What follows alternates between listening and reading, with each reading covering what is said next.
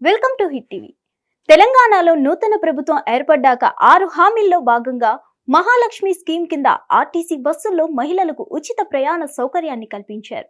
ఈ నేపథ్యంలో మహాలక్ష్మి పథకంలో భాగంగా డిసెంబర్ 9 నుంచి వారికి ఉచిత ప్రయాణ సౌకర్యం అందుబాటులోకి వచ్చింది. దీంతో బస్సుల్లో రద్దీ విపరీతంగా పెరిగిపోయింది. ఇప్పటి వరకు ఆటోలు, ఇతర ప్రైవేటు వాహనాల్లో ప్రయాణించేవారు ఇప్పుడు ఆర్టీసీ బస్సులకే మొగ్గు చూపుతున్నారు.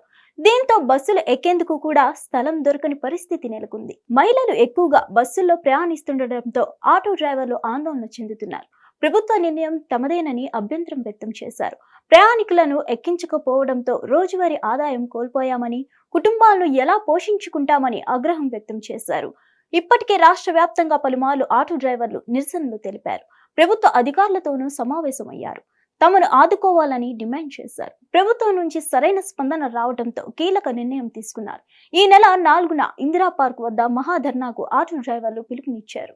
ప్రభుత్వ నిర్ణయానికి వ్యతిరేకంగా మహాధర్నా చేపడతామని ఆటో కార్మికులు ప్రకటించారు. ఆర్టీసీ బస్సుల్లో మహిళలకు ఉచిత ప్రయాణ సౌకర్యం కల్పించడం వల్ల నష్టపోతున్నామన్నారు. మహాలక్ష్మి పథకం వల్ల ఉపాధి కోల్పోయిన ఆటో డ్రైవర్లను ఆదుకోవాలన్నారు. తమకు ప్రతి నెల 15,000 జీవన భృతి ఇవ్వాలని డిమాండ్ చేశారు. లేని పక్షంలో ఆందోళన ఉధృతం చేస్తామని హెచ్చరించారు.